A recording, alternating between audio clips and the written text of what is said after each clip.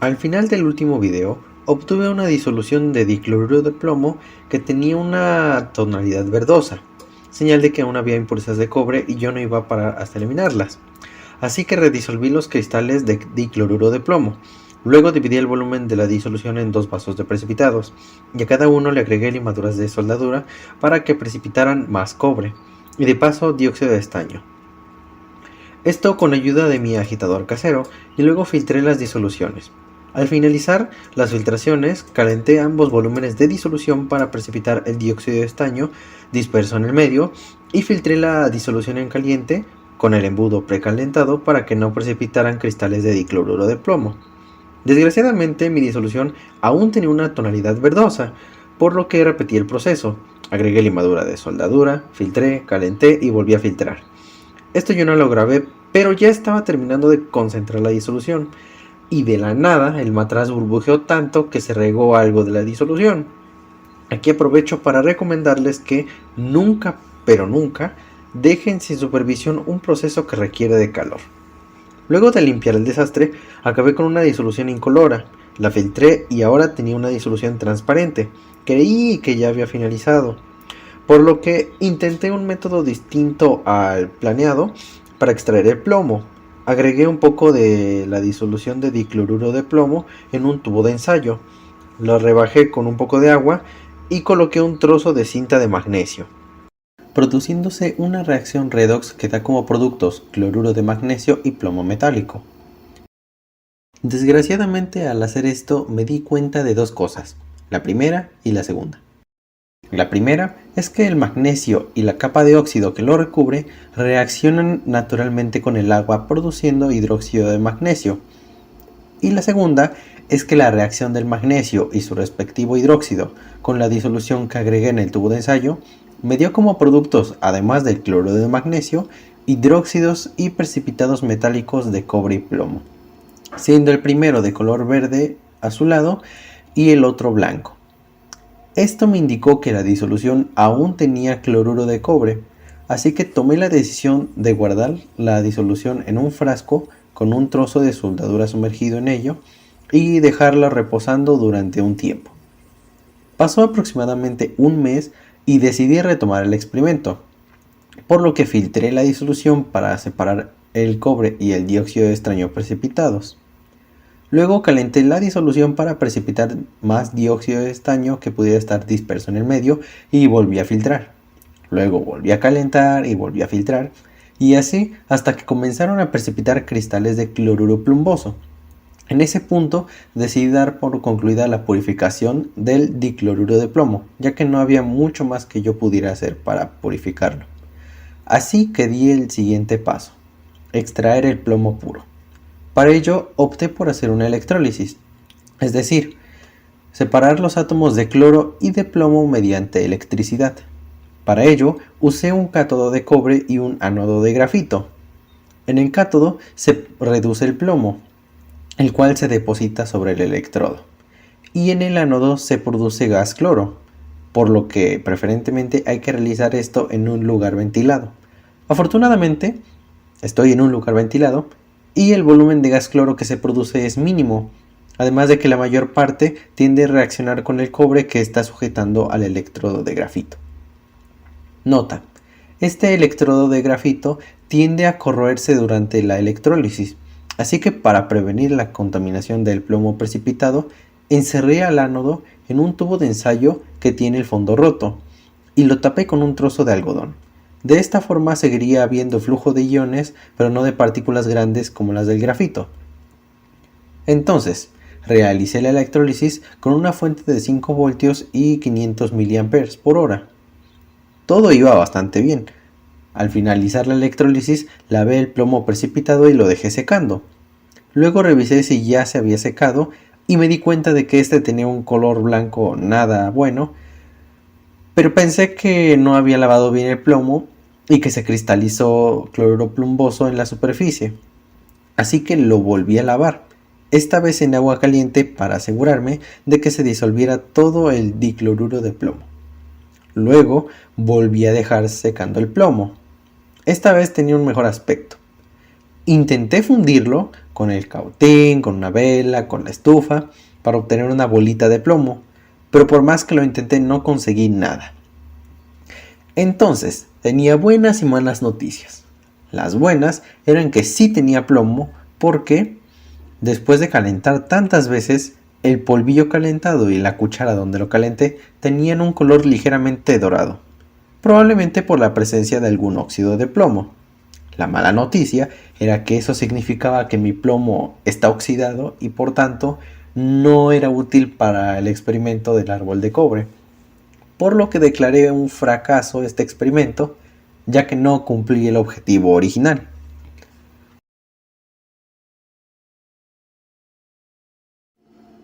Pese a este fracaso, aún no me quería dar por vencido con el experimento, así que después de pensarlo un poco me surgió una nueva idea. Verán, el plan original era hacer el árbol de cobre mediante una reacción espontánea, es decir, combinar directamente los reactivos para formar un producto sin necesidad de aplicar calor o electricidad. Al combinar plomo con cloruro de cobre 2, se produce una reacción redox espontánea, en la que el cobre se reduce y el plomo se oxida, pasando este último a formar parte del medio acuoso y el primero depositándose en forma de cristales. Pero también se puede producir cobre metálico mediante la antítesis de la reacción espontánea, o sea, una reacción no espontánea. Por ejemplo, cuando se disuelve una sal o sustancia en agua, no se produce una reacción química, salvo en algunos casos. Lo que generalmente se da es un cambio físico, que da como producto una mezcla homogénea a la que llamamos disolución. Pero si aplicamos una corriente eléctrica, podemos producir una reacción. Entonces, todas aquellas reacciones en las que se aplique energía, ya sea en forma de calor o electricidad, para producir una reacción, son consideradas reacciones no espontáneas, ya que no pueden darse por sí solas. ¿Recuerdan la electrólisis de la que les hablé cuando purifiqué el plomo? Pues ese es un ejemplo de reacción no espontánea. Tuve que aplicar electricidad para que el plomo se separara del cloro, y así se produjera una reacción de descomposición. Entonces, se me ocurrió una nueva idea para llevar a cabo el experimento, y es la siguiente. Llevaré a cabo una electrólisis de cloruro cúprico con electrodos de cobre, es decir, tanto el cátodo como el ánodo serán de cobre. En un momento detallaré por qué. En el cátodo se reducirán los cationes cúpricos y se depositarán sobre el electrodo en forma de cobre metálico, y en el ánodo se oxidarán los aniones cloruro para producir clorogas. La desventaja de este método es que no estoy seguro de qué cloruro se produce en la reacción que se da entre el clorogas y el electrodo, ya que existen principalmente dos cloruros de cobre, el cuproso y el cúprico. Por ahora me inclino al primero por resultados de otros experimentos que les mostraré en futuros videos, y de ser así, el cloruro cuproso, que no es soluble en agua, quizás podría interferir con la visualización de la reacción. Aún así decidí correr el riesgo, ya que independientemente del cloruro que se forme, me sería de utilidad pues es fácilmente reciclable. Así que no vale la pena usar un electrodo de grafito de difícil instalación. En mi primer intento, decidí darle forma de árbol al cátodo, para que en las ramas se depositara el cobre, y cubrí con esmalte de uñas el tronco para que no se depositara ahí. Y el ánodo lo hice con cable de cobre que puse en la zona superficial del recipiente de reacción, que es un frasco de café. Entonces, introduje ambos electrodos en el frasco y luego vertí la disolución de cloruro cúprico. Tuve que rebajarla un poco con agua porque no cuento con grandes cantidades de esta sustancia y pues quiero evitar desperdiciarla. Aplico corriente, pero después de varios minutos noté que se estaba formando una masa esponjosa de color marrón. Sí era cobre, pero no se estaba depositando de la manera que yo esperaba. Así que detuve la reacción e intenté un método distinto para comprender mejor lo que estaba pasando. En lugar de hacer que el cobre se depositara sobre las ramas de mi árbol, intenté que el cobre hiciera las ramas por sí mismo, ya que lo he visto hacerlo en otras electrólisis. Para ello modifiqué el cátodo, dejándolo como un simple alambre. Al aplicar la corriente ocurrió algo diferente. Se estaba formando la misma masa esponjosa y amorfa de cobre, pero también se formaron unas burbujas. El experimento nuevamente fue un fracaso, pero creo que ya estaba más cerca de obtener un buen resultado. Pensé que las burbujas se podrían deber a que mi cloruro cúprico podría estar contaminado con ácido clorhídrico que usé para sintetizarlo. Así que evaporé todo el agua hasta obtener la sal pura, incluso deshidratada, y la guardé hasta que pensara bien lo que haría a continuación. Desde hacía ya un tiempo, estoy convencido de que existe otra forma de obtener cristales metálicos, pues uno de los métodos es por fundición. Es decir, si fundes un metal y luego lo enfrías, obtendrás cristales metálicos. Entre más tiempo le tome al metal enfriarse, mayor será el tamaño de los cristales, porque los átomos metálicos tendrán más tiempo de ordenarse. En cambio, si se enfría rápidamente, no hay tiempo suficiente para que se formen estructuras ordenadas, o al menos no de un tamaño considerable. En este video que rescaté de YouTube, muestran bajo el microscopio cristales de cobre. De ser posible, replicaré el experimento algún día. Ahora bien, el otro método por el cual yo creo que se pueden formar cristales metálicos es mediante reacciones redox, tanto espontáneas como no espontáneas. En ambos casos, los metales se precipitan y tienden a formar agujas, que al menos a la vista forman una estructura relativamente ordenada y por ello infiero que son cristales. Es algo en verdad hermoso. De hecho, aquí les mostraré unos cristales de cobre que obtuve en una reacción entre soldadura de plomo y estaño y cloruro cúprico a escala microscópica. Entonces se preguntarán, ¿por qué no usé ese mismo método desde un principio? Pues por la misma razón que la electrólisis de cloruro de cobre 2 no sale como yo quiero. En todas las electrólisis y reacciones que he llevado a cabo con esta sal, nunca logro obtener el mismo resultado. Y si lo llego a obtener es por mera casualidad. Al principio, yo creí que mis fracasos se debían a que estaba utilizando concentraciones distintas de la disolución de cloruro cúprico. Creí entonces que, si electrolizaba una disolución muy concentrada de la sal, iba a obtener un resultado.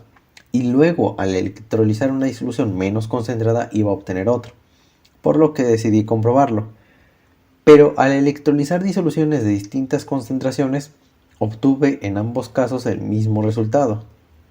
Y aquí voy a tocar un punto muy importante porque hice un descubrimiento crucial, al menos para mí. En un desesperado intento por obtener un mejor resultado, volví a hacer una electrólisis de una disolución poco concentrada, pero esta vez, por un mero accidente, decidí utilizar un alambre de cobre en lugar del cable. Apliqué corriente y noté que el resultado era todavía peor, pero al principio pues me lo tomé mal y me molesté mucho. Fue después de un día o dos que me di cuenta de un patrón. En la electrólisis que hice de cloruro cúprico, cuando el cátodo tenía forma de árbol, el cobre precipitado se asemejaba mucho a lo que estaba obteniendo cuando electrolicé disoluciones concentradas y poco concentradas de cloruro cúprico con un cátodo de cable. Y la electrólisis que hice con el cátodo de alambre, en ambos casos el resultado fue prácticamente idéntico, independientemente de la concentración de la disolución. Y hasta salió el inesperado burbujeo que la verdad todavía no me explico qué es.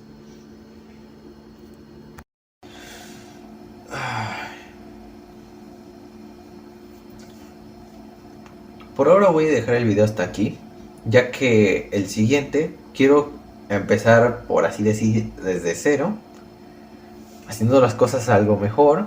Y pues aparte quiero que ese siguiente video sea el desenlace de esta microserie. Espero que les haya gustado el video porque de verdad fue una cosa horrorosa.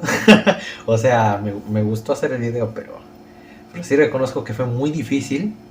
Y pues me gustaría que si de verdad les gustó el video, pues le dieran me gusta aunque sea. como para motivarme a seguir haciéndolo, porque sí es muy difícil. Le mando un saludo a mi tío Raúl, a quien le dedico este video, ya que me ha enseñado no solo a aprender de lo que a mí me gusta, sino que también me ha incentivado a aprender de otras personas. Verán, la ciencia no es solo lo físico, lo que vemos a nuestro alrededor, que podemos medir y bla, bla, bla, bla.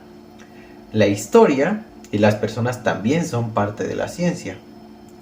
Y en el caso de las personas en especial, me refiero a su personalidad, ya que es por esas características suyas que logran hacer descubrimientos impresionantes y que logran trascender y beneficiar a la humanidad.